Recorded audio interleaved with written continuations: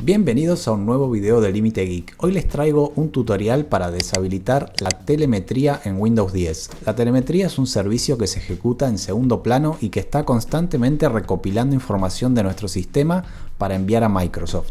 En este video veremos 4 pasos para asegurarnos de que no se está enviando ningún tipo de información y así aumentar nuestra privacidad y además mejorar el rendimiento de la PC por no tener estos procesos ejecutándose.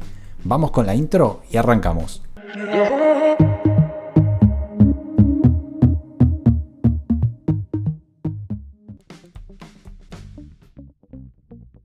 El primer paso es de tener 2 servicios que son los que se encargan de recopilar y enviar la información. Para eso lo que vamos a hacer es presionar la tecla de Windows más R, se nos va a abrir el cuadro de ejecutar, ahí vamos a escribir service.msc, hacemos clic en aceptar y se nos va a abrir toda la lista de servicios que se están ejecutando en Windows. Acá vamos a tener 2. El primero se llama servicio de directiva, vamos a la S, servicios de directiva de diagnóstico. Este de acá. Le hacemos doble clic, lo deshabilitamos, lo detenemos y después aplicamos y aceptamos. Y el segundo servicio, nos vamos para arriba a la letra E y vamos a buscar el servicio que se llama experiencia de usuario y telemetrías asociadas. Este también, doble clic, deshabilitamos, detenemos, aplicar, aceptar y cerramos la ventana.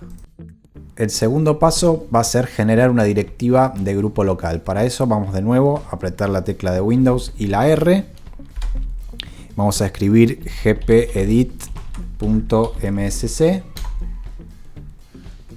Y acá del lado izquierdo nos vamos a ir a la parte de plantillas administrativas, después vamos a ir a componentes de Windows, después vamos a la parte de recopilación de datos, acá estamos, y acá del lado derecho vamos a ir a la opción que dice permitir telemetría, doble clic y en la ventana que se abre vamos a habilitar esta directiva y acá en la única opción que tiene vamos a desplegar y vamos a ponerlo en el valor 0, seguridad solo para empresas. De esta manera nos vamos a asegurar de que se envíe la menor cantidad posible de información a Microsoft. Después aplicamos, aceptamos y cerramos la ventana.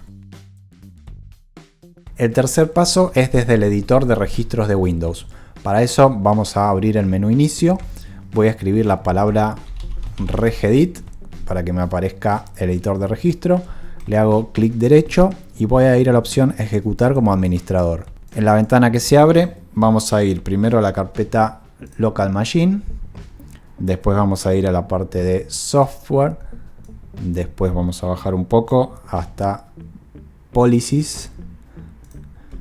Dentro de policies tenemos que ir a Microsoft, después vamos a Windows, dentro de Windows desplegamos y vamos a Data Collection y acá lo que tenemos que hacer es clic derecho acá en el espacio blanco, vamos a ir a nuevo valor dword 32 bits, acá en nuevo valor de nombre le vamos a poner allow telemetry, hacemos enter, después le hacemos doble clic y acá nos aseguramos que la información de valor diga 0 y que esté en modo hexadecimal.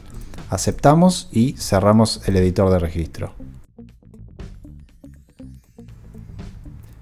Y el cuarto y último paso va a ser bloquear el acceso a los servidores de Microsoft desde el archivo host, para que en el caso de que todos los otros pasos fallen, igualmente el equipo no tenga acceso a los servidores de Microsoft. Entonces lo que vamos a hacer es ir al menú inicio, vamos a buscar el bloc de notas y lo vamos a abrir con clic derecho, ejecutar como administrador.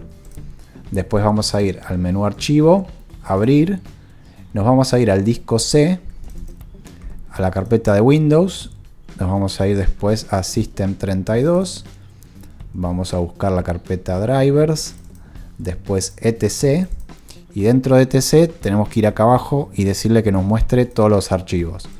Una vez que vemos los archivos, doble clic en Host. Acá lo que tenemos que hacer es pegar todos los servidores de Microsoft para que no tenga acceso a ellos. Les voy a dejar esto para que lo copien y lo peguen directamente acá abajo en la cajita de descripción. Van a seleccionar todos los servidores que les dejo abajo, los copian y los pegan directamente abajo en el espacio blanco, así como está en pantalla.